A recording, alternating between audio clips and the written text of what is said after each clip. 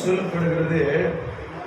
12வது வசனத்தையும் நம்ம வாசிக்கணும்னா, அவர்களும் மகா சத்தமிட்டு, எப்படியா அவர்களும் மகா சத்தமிட்டு, அடிக்கப்பட்ட ஆட்டுக்குட்டியானவர் வல்லமையும் ஐஸ்வர்யத்தையும் ஞானத்தையும் பலத்தையும் கனத்தையும் மகிமையையும் ஸ்தோத்திரத்தையும் பெற்றுக்கொள்ள பாத்திரராய் இருக்கிறார். அப்போ ஆட்டுக்குட்டியானவர் எல்லா விதமான காரியத்திற்கும் அவர் எப்படியாக இருக்கிறாரா? பாத்திரராக இருக்கிறார். அவர் தகுதி உள்ளவராக இருக்கிறார். ஆண்டவரே, நாங்கள் தேவனே ஆட்டுக்குட்டியானவரே இருக்கிறார் இயேசுவேன்னு சொல்லி உயர்த்தும் பொழுது அங்க என்ன உண்டாகுதான்? அவர் கனத்துக்கு பாத்திரர், தகுதிக்கு, அவர் துதிக்கு பாத்திரர், மகிமைக்கு பாத்திரர், ஐஸ்வர்யத்துக்கு பாத்திரர் அப்படின்னு சொல்லி பரலோகத்தில் என்ன செய்யப்படுகிறது? சொல்லப்படுகிறது. அப்ப நீங்களும் நானும் நல்ல கவனமா கேளுங்க. ஆட்டுக்குட்டியானவர் எல்லா துதிக்கும் கனத்துக்கும் மகிமைக்கும் வல்லமைக்கும் பலத்துக்கும் பாத்திரர் என்று சொல்லி நாம் என்ன செய்ய வேண்டும்? தேவனை துதிக்க வேண்டும். நாம் என்ன பண்ணணும்? தேவனை துதிக்க வேண்டும். அப்படி துதிக்கும் பொழுது அங்க என்ன உண்டாகும் சொன்னா, நல்ல கவனமா கேளுங்க. என்ன உண்டாகும் அப்படின்னா, ஸ்தோத்திரம், நம்முடைய வாழ்க்கையில நிறைய மாற்றங்கள் உண்டாகும். நிறைய மாற்றங்கள் உண்டாகும். முதலாவது, அவர் பாத்திரராக இருக்கிறார் என்று சொல்லி அங்கிருந்து பரலோகத்திலே என்ன செய்கிறார்கள்? தேவதூதர்கள் தேவனை மகிமைப்படுத்துகிறார்கள். நல்ல கவனமா நாம் அறிந்து கொள்ள வேண்டும். அடுத்து என்ன சொல்லப்படுகிறது? 13வது வசனம், அப்பொழுது வானத்திலும் பூமியிலும் பூமியின் கீழ் இருக்கக்கூடிய சிருஷ்டிகள் யாவும், சமுத்திரத்தில் உள்ளவைகளும் அவற்றில் உள்ள அடங்கிய வஸ்துக்கள் யாவும், சிங்காசனத்தின் மேல் வீற்றிருக்கிறவருக்கும் ஆட்டுக்குட்டியானவருக்கும் ஸ்தோத்திரமும் கனமும் மகிமையும் வல்லமையும் சதா காலமும் உண்டாவதாக. முதலாவது, ஆட்டுக்குட்டியானவர் பாத்திரராக இருக்கிறார் என்று சொல்லி அவருக்கு கனத்தை கொடுக்கிறார்கள். இரண்டாவது, சிங்காசனத்தில் வீற்றிருக்கிறவருக்கும் ஆட்டுக்குட்டியானவருக்கும் சதா காலமும் என்ன உண்டாகட்டும்? மகிமை உண்டாகட்டும். சதா காலமும் என்ன உண்டாகட்டும்? துதி உண்டாகட்டும், ஸ்தோத்திரம் உண்டாகட்டும் என்று சொல்லி பரலோகத்திலே தேவதூதர்கள் தேவனை துதிக்கிறார்கள். அப்ப நீங்களும் நானும் தேவனை என்ன செய்ய வேண்டும்? துதிக்க வேண்டும். ஆமென். பல நேரங்களில் நம்ம தேவனை என்ன செய்யணும்? துதிக்கிறதுக்கு தவறி விடுகிறோம். வெறும் பாட்டு பாடுறது துதிதான். ஆனா நம்முடைய துதிகள் எப்படி இருக்கணும்? அவருடைய நாமங்களை சொல்லி துதிக்கணும். அவருடைய நாமங்களை சொல்லி துதிக்கணும். அவருடைய நாமங்களை சொல்லி நாம துதிக்க துதிக்க துதிக்க துதிக்க தான் கர்த்தர் பெரிய காரியங்களை செய்வார். அவருடைய நாமங்களை சொல்லி துதிக்க துதிக்க தான் அப்படியே கர்த்தர் பெரிய பெரிய காரியங்களை செய்ய முடியும். ஆனா இன்னைக்கு நிறைய பேர் என்னன்னா, தேவனை துதிக்கிறதே கிடையாது. துதியே குறைஞ்சிச்சு. நல்ல கவனமா கேளுங்க. எப்படி இருக்கணும்? தேவனை துதிக்கிறதா இருந்தாலும், பைபிள் ரீடிங்கா இருந்தாலும், ஜெபமாக இருந்தாலும் ஒரே நிலைப்பாட்டில் இருக்கணும். ஆமென். ஒரே நேர்கோட்டில் இருக்கணும். சிலருக்கு நல்லா துதிப்பாங்க, ஆனா வேதம் வாசிக்க மாட்டாங்க. சிலர் நல்லா வேதம் வாசிப்பாங்க, துதிக்க மாட்டாங்க. சிலர் நல்லா துதித்து வேதம் வாசிப்பாங்க, ஜெபிக்க மாட்டாங்க. ஆமென். இப்படி பல காரியத்துல காணப்படுகிறது. அப்படி இல்லாமல் மூன்றும் எப்படி இருக்கணும்?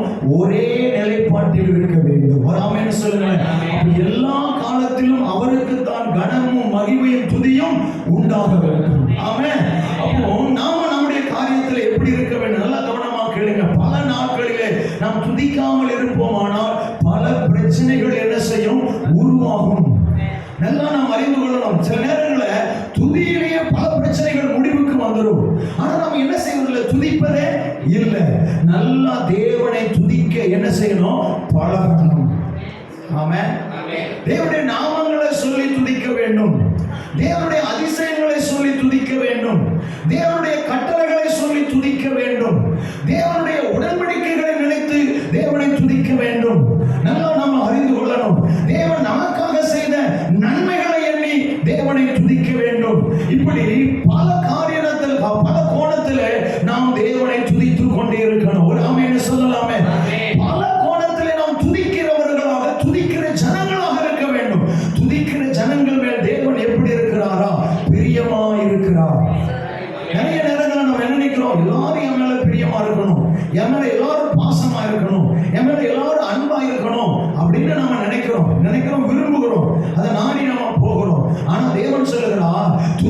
ஜனங்கள் மேல நான் பிரியமாக இருப்பேன். அன்பான கிறிஸ்துவுக்குள் பிரியமானவர்களே, நாம் துதித்தால் தேவனுடைய பிரியத்தை பெற்றுக்கொள்ள முடியும். ஆமென். ஆனா இன்னைக்கு தேவனுடைய பிரியத்தை பெற்றுக்கொள்றது துதிக்காம இருந்தா எப்படி பெற்றுக்கொள்றது? பலரும் துதிக்கிறதே இல்லை. நல்லா நாம் அறிந்து கொள்ளணும் அன்பானவர்களே. சோத்திரம். அப்படி துதிக்கும் பொழுது எப்படி துதிக்கணும்? நல்ல கவனமா கேளுங்க. பிலிப்பியர் 3:3 சொல்கிறது, ஆவியிலே நிறைந்து தேவனை துதிக்க வேண்டும். நல்லா நாம் அறிந்து கொள்ளணும், துதிக்கணும். ஆனா நம்ம எப்படி துதிக்கணும்? வெறுமையாய் துதிப்பதல்ல, வெறுமையாய் பாடல்கள் பாடுவதல்ல, எனக்கு என்னுடைய குரல் நல்லா இருக்கு அப்படின்னு சொல்லி நம்முடைய குரல் வளத்தை காண்பிப்பதல்ல. தேவ சன்னிதானத்தில் நேர்த்தியாய் குரல் வளம் இருந்தால் நல்லது. நேர்த்தியாய் நல்லா சோதர கீபோர்டுகள் நல்லா இசை வாசித்தான் நல்லது. ஆனா நல்லா கவனமா கேளுங்க. தேவனுடைய நாமங்களை சொல்லி துதிக்கும் பொழுது, தேவனுடைய அதிசயங்களை சொல்லி துதிக்கும் பொழுது, தேவனுடைய கட்டளைகளை நினைத்து நாம் துதிக்கும் பொழுது, தேவனுடைய உடன்படிக்கைகளை நினைத்து நாம் துதிக்கும் பொழுது, தேவன் நமக்கு செய்த நன்மைகளை எண்ணி துதிக்கும் பொழுது, இவைகளெல்லாம் எப்படி துதிக்க வேண்டும்? பரிசுத்த ஆவியினாலே நிறைந்து துதிக்க வேண்டும். ஆமென். அல்லேலூயா. அப்படி நாம் துதிக்கும் பொழுது தேவன் அதில் என்ன பண்ணுகிறார்? மகிமைப்படுகிறார். அவர் மகிமைப்படுகிறவர் மாத்திரமல்ல, அவர் நம்மில் எப்படி இருக்கிறாரா? பிரியமாய் இருக்கிறார். அப்ப தேவன் நம்ம மேல பிரியமாய் இருந்தால் நாம் அவரை துதித்து கொண்டே இருக்க வேண்டும். அன்பானவர்களே, அவர் நம்ம மேல பிரியமாய் இருக்கும் பொழுது என்ன நடக்கும்? நல்ல கவனமா கேளுங்க. அவருக்கு பிரியமான காரியங்கள் அல்லது அவருக்கு உகந்தமான காரியங்களை நம்ம செய்ய செய்ய செய்ய நாம் கேட்கிறதையும் தேவன் தருவார், நாம் கேட்காததையும் தேவன் தருவார். சாலமோன் ஜெபம் பண்ணினான், தேவனிடத்தில் ஒரு காரியத்தை கேட்டான். கேட்கும் பொழுது தேவனுடைய பார்வையில் அது எப்படி இருந்ததா? உகந்தவைகளாக இருந்தது. அந்த ஜெபம் எப்படி இருந்ததா? உகந்தவைகளாக இருந்தது. தேவனுக்கு ரொம்ப பிரியமானதாக இருந்தது. அப்போ உகந்த நாம் ஆராதிக்கிற ஆராதனை தேவனுக்கு பிரியமானவைகளாக, நாம் கேட்கிற காரியங்கள் தேவனுக்கு பிரியமானவைகளாக இருக்கும் பொழுது நாம் கேட்டதையும் தருவார், நாம் கேட்காததையும் தருவார். ஆமென். நாம் எண்ணுவதற்கும் சிந்திப்பதற்கும் மேலான காரியத்தை தேவன் நமக்கு செய்வார். ஒரு ஆமென் சொல்லலாமே. இன்னைக்கு நாம நம்முடைய வாழ்க்கையில நம்ம செய்ய வேண்டியது, அப்ப அவரை பிரியப்படுத்துவது எப்படி, தேவனை பிரியப்படுத்துவது எப்படி என்பதை முதலாவது நாம் அறிய அறிய அறிய தேவன் நமக்கு நிறைய காரியங்களை செய்ய முடியும். ஆமென். அல்லேலூயா. கிறிஸ்துவுக்குள் பிரியமானவர்களே, அப்படி நாம் தேவனுக்கு பிரியமாய் தேவனுடைய துதிகளை ஏறெடுக்கும் பொழுது நம்மிலே பிரியமாய் இருப்பார். பிரியமாய் இருக்கும் பொழுது அங்கே என்னென்னலாம் நடக்கும்? நல்ல கவனமா கேளுங்க. தேவனை துதிக்கும் பொழுது அங்கே என்னென்னலாம் நடக்கும்? நல்ல கவனமா கேளுங்க. என்னோடு கூட திருப்பிக் கொள்ளலாம். எபேசியருக்கு எழுதின நிருபம், வேகமாக திருப்பிக் கொள்ளுங்க. எபேசியருக்கு எழுதின நிருபம் அதனுடைய 4ஆம் அதிகாரம் 17வது வசனத்தை வாசிக்க கேட்கலாம். ஆதலால் கர்த்தருக்குள் நான் உங்களுக்கு சாட்சியாய் சொல்லி எச்சரிக்கிறது என்னவெனில் மற்ற புறஜாதிகள் தங்கள் வீணான சிந்தலே நடக்கிறது போல நீங்கள் இனி நடவாமல் இருங்கள். அவர்கள் புத்தியில் அந்தகாரப்பட்டு, நல்ல கவனமாக்கங்க, புத்தியில் என்ன பண்றாங்களா? அந்தகாரப்படுகிறாங்களா? ஏன் அவங்க அந்தகாரப்படுகிறாங்க? அவங்க சிந்தனை ஏன் வீணான சிந்தனையாக மாறுகிறது? அன்பான கிறிஸ்துவுக்குள் பிரியமானவர்களே, அவர்கள் முழு இருதயத்தோடு, முழு ஆத்துமாவோடு, முழு பலத்தோடு தேவன் மேல் அன்பு கூர்ந்து ஆவியிலே நிறைந்து தேவனை ஆராதிக்காததுனால அவருடைய சிந்தனை என்ன பண்ணுகிறதுனா கெட்டு போய் இருக்கிறது. அவருடைய சிந்தனை எப்படி இருக்கு? கெட்டு போய் இருக்கிறது. இன்னைக்கு நிறைய நேரங்களில் நம்ம என்ன நினைக்கிறோம்? நம்ம சிந்தனை நல்லா இருக்கணும்னு நான் நினைக்கிறோம். ஆமென். நம்ம சிந்தனை நல்லா இருக்கணும், நம்முடைய எண்ணங்கள் நல்லா இருக்கணும். அப்படி நல்லா இருந்தா நமக்குள்ள ஒரு நல்ல ஒரு கான்ஃபிடென்ட் லெவல் நல்லா இருக்கும். அப்படிதானே? சோதரம். நம்முடைய சிந்தனைகள் நல்லா இருந்தா பார்வை நல்லா இருக்கும், நம்முடைய சோதரம் செயல்கள் நல்லா இருக்கும், நாம் ஓடுகிற ஓட்டங்கள் நல்லா இருக்கும், எல்லாமே நல்லா இருக்கும். அப்படிதானே? நல்ல கவனமாங்க. அதாவது இருதயத்தில் இருக்கிறதை வாய் என்ன செய்யுமா? பேசும். இருதயத்துக்குள் நல்லவைகளாக, சிந்தனைகளிலே நல்லவைகளாக இருந்தால் எடுக்கிறது எல்லாம் நல்லவைகளாக இருக்கும். ஆனால் உலகத்தில் இருக்கிற எல்லா மனிதர்களும் என்ன யோசிக்கிறாங்க? சோத்திரம், நான் நல்லவைகளா இருக்கணும்னு விரும்புகிறார்கள், நல்லவைகளாக வாழணும்னு விரும்புகிறார்கள். ஆனால் அவருடைய விருப்பங்கள் நடந்தேறவில்லை. ஏன் நடந்தேறவில்லை? அதனுடைய காரணம் என்ன? அதனுடைய காரணம் என்ன? நல்ல கவனமா கேளுங்க.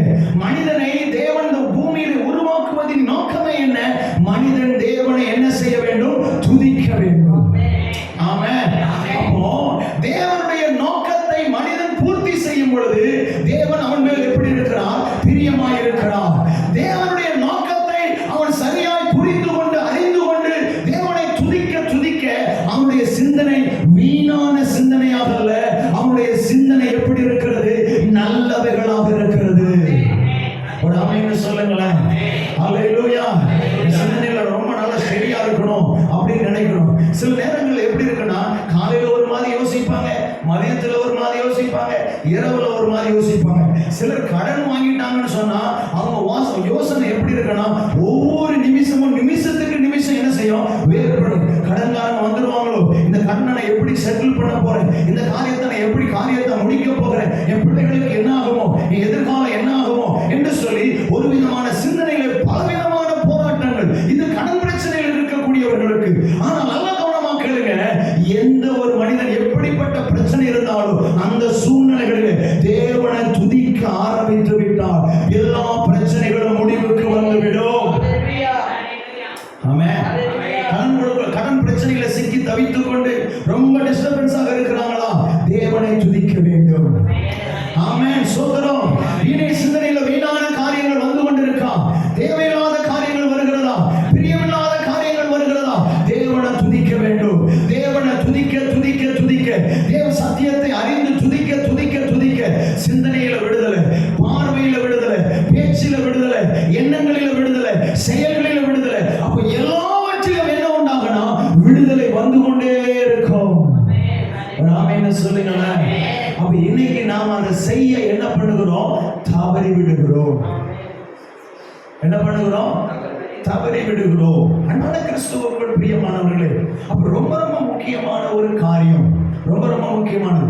துதிக்கிற ஜனங்கள் மேல் தேவன் எப்படி இருக்கிறார்? பிரியமாக இருக்கிறார். அப்ப துதிக்கிற ஜனங்கள் மேல் தேவன் பிரியமாக இருக்கிறது மாத்திரமல்ல, அவங்க சிந்தனைகள் எப்படி இருக்குமா? பரிசுத்த சிந்தனையாக காணப்படும். வாசிக்கலாம்.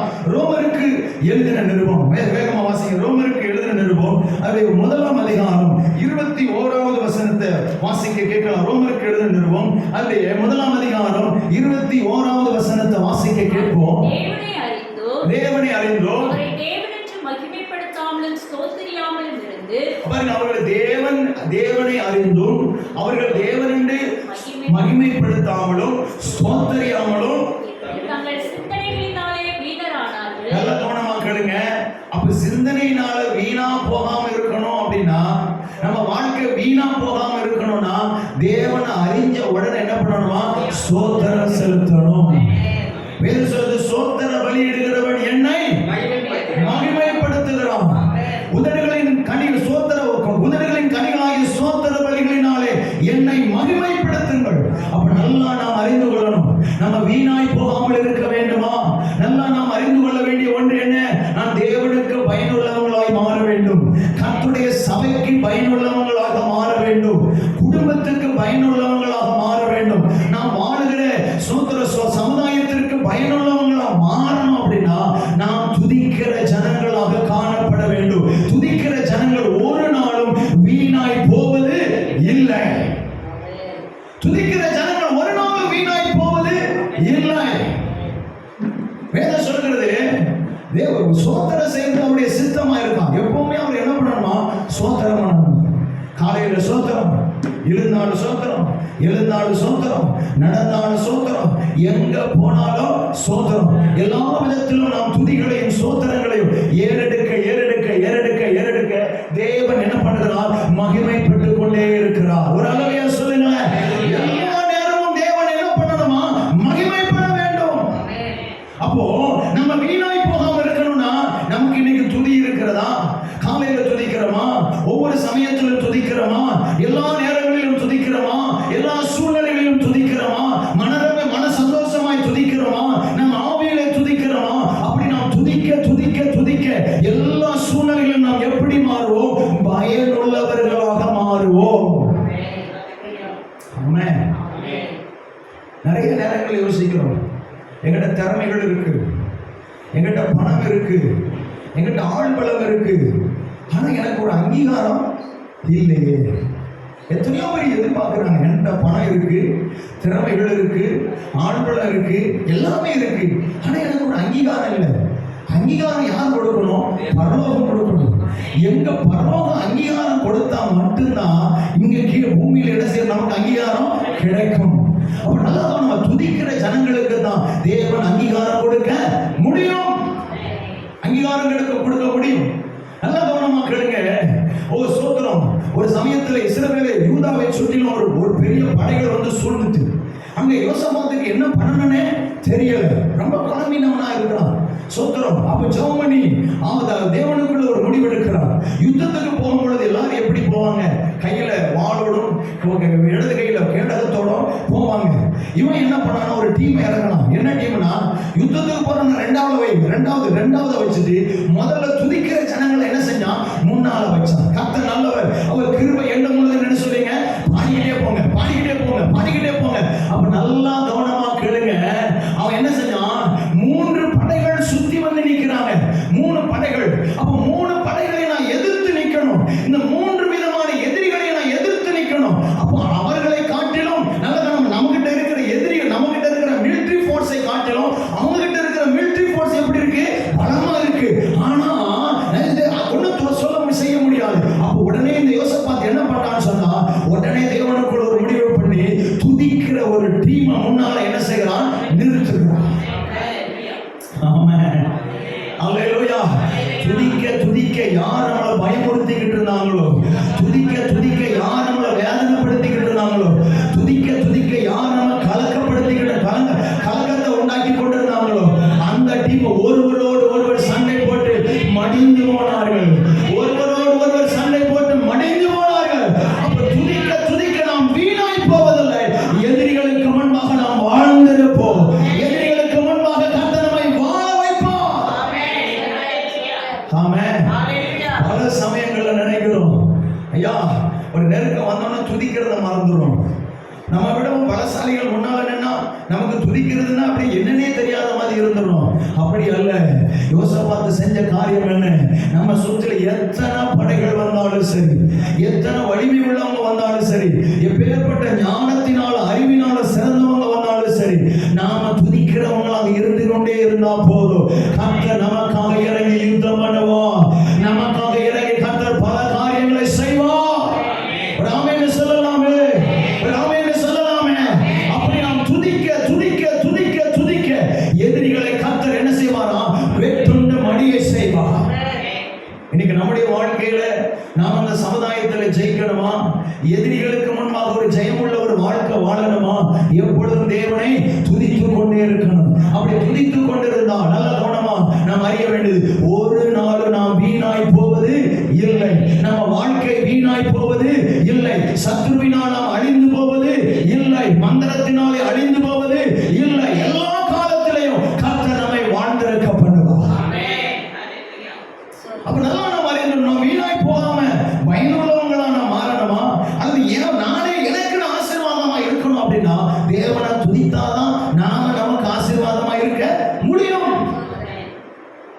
பல பேர் நினைப்பாங்க, நான் நல்லா இருக்கணும் தான் நினைக்கிறேன், ஆனா என்னால முடியல. நான் நல்லா இருந்தாலும் என் வாய் நல்லா இருக்க மாட்டேங்குது, நான் நல்லா இருந்தாலும் என் கால் நல்லா இருக்க மாட்டேங்குது, நான் நல்லா இருந்தாலும் என் கை சும்மா இருக்க மாட்டேங்குது சொல்லுவாங்கல்ல. அவன் இவங்க நல்லா தான் இருப்பாங்க, தெரியும் யாராவது பேசிட்டு பட்டுன்னு அடிச்சிருவாங்க, பட்டுன்னு மிதிச்சிருவாங்க. ஏன்னா அவங்க கைகள் என்ன இருக்காது? சும்மா இருக்க முடியல. அப்ப அவங்க துதித்தார்கள் ஆனால் சிந்தனையில விடுதலை உண்டாகும். துதித்தார்கள் ஆனால் இருதயத்திலே உண்டாகும் விடுதலை உண்டாகிவிடும். அப்போ அவர்கள் வீணாய் போவதில்லை, பயனுள்ளவர்களாய் மாறி விடுவார்கள். ஒரு ஆமென் சொல்லலாமே. எத்தனை சூழ்ச்சிகள் வந்தாலும், எத்தனை காரியங்கள் வந்தாலும் நாம் ஒரு நாளும் தோற்று போவது இல்லை. ஆமென். சரி, நான் துதிக்கிறதை யாரை துதிக்கணும்? யாரை பாடணும்? யாரை போற்றணும்? ஆமென். இன்னைக்கு துதி இருக்கு, உயர்த்துறது இருக்கு, போற்றது இருக்கு. ஆனா நான் யாரை துதிக்கிறேன்? நல்ல கவனமா கேளுங்க. நாம துதிக்கிறது யாரையோ துதிக்கிறது அல்ல. நாம் யாரை துதிக்கிறோம்? நம்முடைய ஆண்டவராகிய இயேசு கிறிஸ்து என்கிற நாமத்தை உயர்த்தி துதிக்க வேண்டும். ஒரு ஆமென் சொல்லுங்களேன். நல்ல கவனமா கேளுங்க. நான் போற்றுறேங்க, நான் பாடுறேங்க, நான் ஆராதிக்கிறேங்க, நல்ல பாடல ஆராதி. நிறைய பேர் போற்றுறாங்க. நிறைய பேர் என்ன செய்யறாங்க? பல மணி நேரங்கள் டேப் ரெக்கார்ட்ல என்ன செய்யறாங்க? போட்டி பாட போடுறாங்க.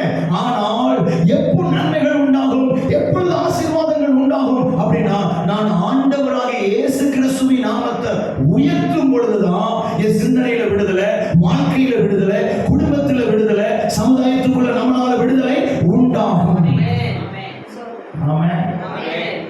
அல்லேலூயா சொல்லுங்களேன். ஒரு அல்லேலூயா சொல்லுங்களேன். நான் யாரை துதிக்கணும்? தேவனை துதிக்கணும். நான் தேவனை துதிச்சா நான் ஒரு நாள் வீணாய் போவது இல்லை. நான் தேவனை, ஆண்டவராகிய இயேசு கிறிஸ்துவாகிய தேவனை நான் துதிக்க துதிக்க துதிக்க தேவன் என் மேலே பிரியமாய் இருப்பார். பிரியமாய் இருக்க இருக்க நான் விரும்பினதையும் செய்வார், நான் விரும்பாததையும் தேவன் செய்வார். ஒரு அல்லேலூயா சொல்லுங்களேன். நான் ஒரு நாள் வெட்கப்பட்டு போவதே இல்லை. ஒரு நாள் வெட்கப்பட்டு போவதே இல்லை. பல நேரங்களில் நாம் என்ன நினைக்கிறோம்? நல்ல கவனமாக்காங்க. நான் ஒரு பாட்டு பாடியிருக்கேன், 10 பாட்டு பாடியிருக்கேன், நல்ல பாடல்கள் பாடி உயர்த்தி இருக்கிறேன் அப்படின்னு சொல்றோம். பாடல் மூலமா நம்ம தேவனை மகிமைப்படுத்துகிறது ஒரு விதமான ஒரு வகை. ஆனா பாடல் மூலமா மகிமைப்படுத்துவதை காட்டிலும் இன்னொரு காரியத்துல தேவன் அதிகமா விருப்பமா இருக்கிறார், அதிகமா தேவன் மகிமைப்படுகிறார். அது என்ன? என்னோட திருப்பி கொடுங்க. 1 கொரிந்தியர் 6ஆம் அதிகாரம் கடைசி வசனத்தை வாசிக்க கேட்கலாம். 1 கொரிந்தியர் அதனுடைய கடைசி வசனத்தை வாசிக்க கேட்கலாம். நீங்கள் கிரயத்திற்கு கொல்லப்பட்டீர்களே, ஆகையால் உங்கள் சரீரத்தினாலும் தேவனை மகிமைப்படுத்துங்கள். ஆமென். நல்ல கவனமாக்குங்க. நம்ம கிரயத்துக்கு கொல்லப்பட்டிருக்கிறோம். இயேசுவின் இரத்தத்தினாலே நாம் ஒவ்வொருவரும் மீட்கப்பட்டிருக்கிறோம். விலக்கரைமா நம்மை மீட்பதற்கு விலக்கரை எது கொடுக்கப்பட்டிருக்கிறது? இயேசு கிறிஸ்துவின் இரத்தம் இல்ல இயேசு கிறிஸ்துவின் உயிர் கொடுக்கப்பட்டிருக்கிறது. ஆனா இங்க என்ன சொல்லப்படுகிறது? உங்க சரீரத்தினாலோ உங்க ஆவியினாலோ 24 மணி நேரமும் தேவன் என்ன பண்ணணுமா? மகிமைப்படணும். வாயினால துதித்தால் தேவன் மகிமைப்படுவார். உண்மை. அப்போ தேவன் பைபிள்ல இன்னொரு வார்த்தை இருக்கு, நீங்க உதட்டளவுல சேர்றீங்க ஆனா உள்ளத்தளவுல சேரல. அப்போ உதட்டளவுல உள்ளத்தளவுல தேவனோடு சேரணும்னா 24 மணி நேரமும் இந்த சரீரம் யாருக்கு சொந்தமாக இருக்கணும்? தேவனுக்கு. ஆமென். நம்ம ரோட்ல நடந்து போகும் பொழுது நடமாடுகிற தேவாலயம் போகணும். மார்க்கெட்டுக்கு போகும் பொழுது நடமாடுகிற தேவாலயம் எங்க இருக்கணும்? மார்க்கெட்ல இருக்கணும். ஒரு ஃபிஷ் மார்க்கெட்ல இருக்கணும், ஒரு சூப்பர் மார்க்கெட்ல இருக்கணும். அப்ப நாம எங்கும் எல்லா இடத்திலும் இந்த சரீரமாகிய ஆலயம் எப்படி இருக்கணும்? ஆலயமாக இருக்கணும். சர்ச்சாக இருக்கணும். ஆமென். அப்படி இந்த சபையாக இருந்தால் இந்த சரீரத்தின் மூலமாக தேவன் 24 மணி நேரமும் மகிமைப்பட்டுக் கொண்டே இருக்கிறார். நல்லா நம்ம அறிந்து கொள்ள வேண்டியது. அப்ப இந்த சரீரம் இந்த பன்னல கோணமாக்கள் ஒரு சர்ச்சுக்குள்ள பாலடைந்து ஒயிட் வாஷ் பண்ணாம பாலடைந்து ஒட்டரெல்லாம் பிடிச்சி அதுல லைட் போடாம எப்படியே கிடந்தா என்ன ஆகும்? பார்க்கறதுக்கு யாருமே விரும்ப மாட்டாங்க. அதே போல அந்த சர்ச்சுக்குள்ள ஒரு பிசினஸ் நடந்து கொண்டிருக்கிற ஒரு சென்டராக இருக்குமானால் அது எப்படி இருக்கும்? அது பாழாய் போனவைகள். அப்போ ஒரு சர்ச்சி பாழாய் போனவைகளாக அல்ல, ஒட்டரை பிடித்தவைகளாக அல்ல. இந்த சர்ச்சி எப்படி இருக்கணும்? எப்பவும் சுத்தமா இருக்கணும், எப்பவும் பிரகாசமா இருக்கணும், எப்பவுமே காரியங்கள் என்ன செய்யணும்? இருந்து கொண்டு இருக்கணும். அப்ப இந்த சரீரமாகிய ஆலயம் ஒட்டரை பிடிச்சவைகளாக அல்ல, இந்த சரீரமாகிய ஆலயம் பாழாய் போனவைகளாக அல்ல, இந்த சரீரமாகிய ஆலயம் எப்பொழுதும் கல்லர் புகையாக அல்ல, இந்த சரீரமாகிய ஆலயமாக இருக்கணும். ஆமென். அல்லேலூயா. பஸ் ஸ்டாண்ட்ல நின்னாலும் பஸ் ஸ்டாண்ட்ல ஒரு ஆலயம் நிக்கி ஆலயமா இருந்தா அந்த சரீரத்தின் மூலம் யார் மகிமைப்படுறா? நம்முடைய ஆண்டவராகிய இயேசு கிறிஸ்து மகிமைப்படுகிறார். அப்போ வாயினால துதித்தாலும் தேவன் மகிமைப்படுகிறார். இந்த சரீரம் ஆலயமாக இருக்கும் பொழுதுதான் நம்ம வாயினால துதிக்கும் பொழுது தேவன் மகிமைப்பட முடியும். அதுதான் தேவன் சொல்லுகிறான், நீங்க உள்ள தலைமையில என்னோட சேரல, உதட்டளவுல சேருங்க. நாம உள்ள தலைமையில சேரணும்னா இந்த ஆலயமாக இருந்து நாம போய் இயேசுவை நல்லவர் வல்லவர் போதுமானவர் சொல்லி பாடும் பொழுது நல்ல கவனமா கேளுங்க, தேவன் மகிமைப்படுவார். ஆமென் சொல்லலாமே. அந்த வசனத்தை மறுபடியும் வாசிங்க. மறுபடியும் கிரயத்திற்கு கொல்லப்பட்டீர்களே, ஆகையால் தேவனுக்கு உடையவைகளாகிய உங்கள் சரீரத்தினாலோ உங்க ஆவியினாலோ தேவனை மகிமைப்படுத்துங்கள். அப்போ சர்ச்சா இருக்கணும். இந்த சர்ச்சுக்குள்ள யார் இருக்கணும்? ஆமென். சர்ச்சுக்குள்ள யார் இருக்கணும்? தேவன் இருக்கணும். இந்த சரீரம் யாருக்கு சொந்தம்? அதுக்கு முந்தின வசனத்தை வாசிக்கலாம். 19வது வசனம் வாசிக்கலாம். சரீரமானது நீங்கள் தேவனாலே பெற்றோம் உங்களில் தங்கியும் இருக்கிற பரிசுத்த ஆவியினுடைய ஆலயமாய் இருக்கிறது. ஆமென். அவர் அங்க பாருங்க, பரிசுத்த ஆவியினுடைய ஆலயமாய் இருக்கிறீர்கள் என்று. அப்ப இந்த சரீரம் யாருடைய ஆலயமாக இருக்கிறதா? பரிசுத்த ஆவியானவருடைய ஆலயம். இந்த சரீரம் யாருக்கு சொந்தம்? ஆவியான தேவனுக்கு சொந்தம். அப்ப ஆவியான தேவன், அப்ப இந்த சரீரத்தை நாம் தேவனுக்கு கொடுத்து, இந்த சரீரத்தை இந்த உலகத்துக்கு கொடுக்க கூடாது, இந்த சரீரத்தை நாம் அசுத்தத்துக்கு கொடுக்க கூடாது, இந்த சரீரத்தை மற்ற எந்த காரியத்திற்கு நம்ம கொடுக்காம இந்த சரீரத்தை நான் யாருக்கு கொடுக்கணும்? பரிசுத்த ஆவியானவருக்கு கொடுக்க வேண்டும். ஆமென் சொல்லலாமே. அப்படி இருக்குமானால் இந்த சரீரத்தின் மூலம் தேவன் மகிமைப்பட்டுக் கொண்டே இருக்கிறார். ஆமென், ஹல்லேலூயா. இந்த ஆத்துமாவிலே இயேசுவின் ஜீவன் இருந்தால் இந்த ஆத்துமாவின் மூலம் தேவன் மகிமைப்பட்டுக் கொண்டிருக்கிறார். என் ஆவியிலே பரிசுத்த ஆவியானவர் தங்கி இருந்தால் ஆவியின் மூலமாய் தேவன் மகிமைப்பட்டுக் கொண்டே இருக்கிறார். அப்படி ஒரு நபர் இருந்து தேவனை துதிப்பார்களே ஆனால் அவருக்கு சதா காலங்களிலும் மகிமை உண்டாகட்டும், சதா காலங்களிலும் கனம் உண்டாகட்டும், உயர்வு உண்டாகட்டும் என்று ஆண்டவராகிய இயேசு கிறிஸ்துவை மகிமைப்படுத்தும் பொழுது அவர்கள் வாழ்க்கையிலும் இருக்கிறார்கள், அவர்கள் உதட்டிலும் தேவனை மகிமைப்படுத்தும் பொழுது தேவன் முழுமையாக மகிமைப்பட்டுக் கொண்டே இருப்பார். ஆமென். இவங்க மேல தேவன் எப்படி இருப்பாரா? ரொம்ப பிரியமாக இருப்பார். ஹல்லேலூயா. இவங்களுக்கு முன்னால எதிரிகள் நிற்க முடியாது, இவங்களுக்கு முன்னால எந்த காரியமும் வராது. நல்லா கவனமா கேளுங்க. அப்போ தேவன் என்ன பண்ணுவார்னா, நல்லா நாம் அறிந்து கொள்ளும், நம்மளை ஆசீர்வதிக்க ஆரம்பிப்பார். ஒரு ஆமென் சொல்லலாம். அன்பு கிறிஸ்துவுக்குள் பிரியமானவர்களே, இன்னைக்கு நாம நம்முடைய துதி எப்படி இருக்கும்? உதட்டளவில் இருக்கா அல்லது உள்ளத்தளவில் இருக்கா? நம்முடைய சரீரத்தை நாம் தேவனுக்கு ஒப்பு கொடுத்து ஆராதிக்கிறோமா அல்லது சரீரத்தை வெளியில வச்சுட்டு நாம ஆராதனை செய்கிறோமா? ஆமென். சிலர் கண்ண மூடுறோம், ஆனா வாய் அசையல. சரி, ஆள் இங்க இருக்கிறாங்களா இல்லையானா தெரியல.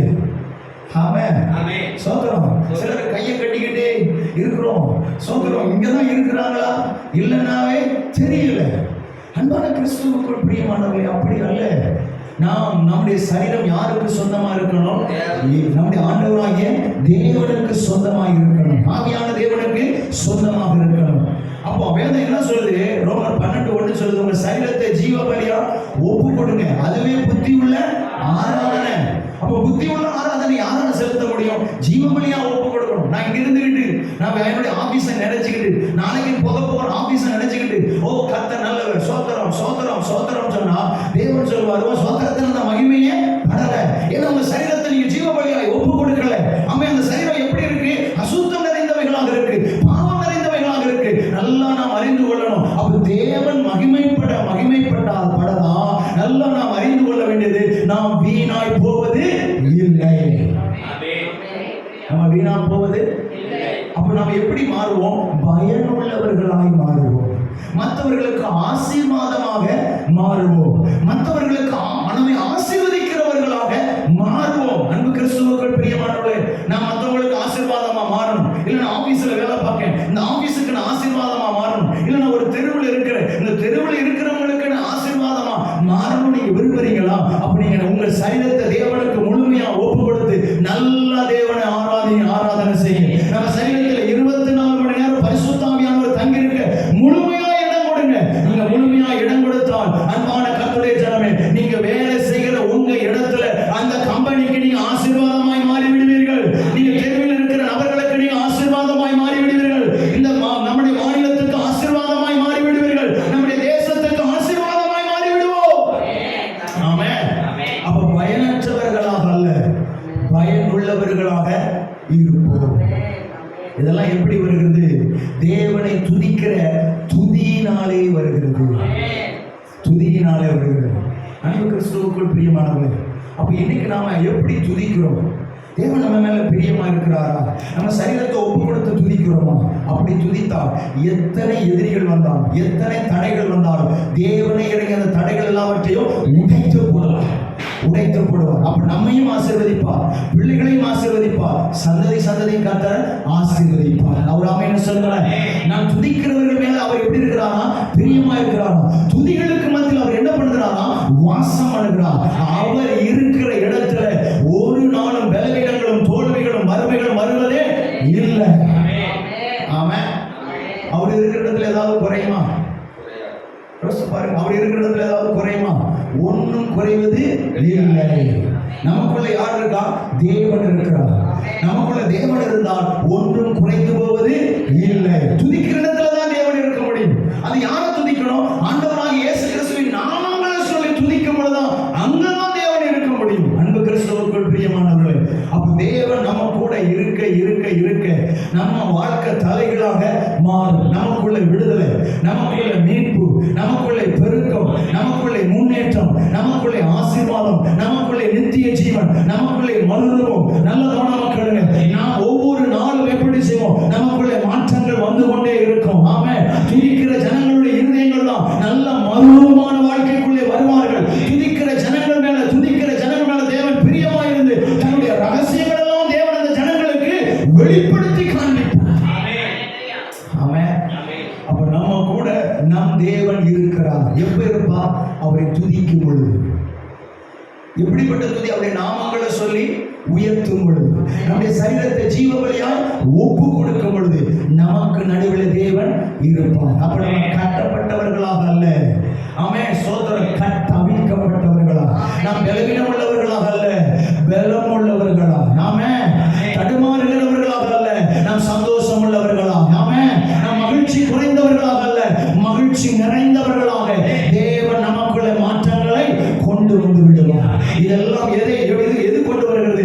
தேவனை துதிக்கிற துதியினாலே எல்லா நன்மைகளும் நமக்குள்ளே கடந்து வருகிறது. ஆமென். அப்ப இன்னைக்கு நாம சரியாய் நம்மளை ஒப்பு கொடுத்து நாம் தேவனை துதிப்போமானால் கர்த்தர் நம்மை நன்மையினாலே நம்மை ஆசீர்வதித்து நம்மை நடத்துவார். ஆமென். எத்தனை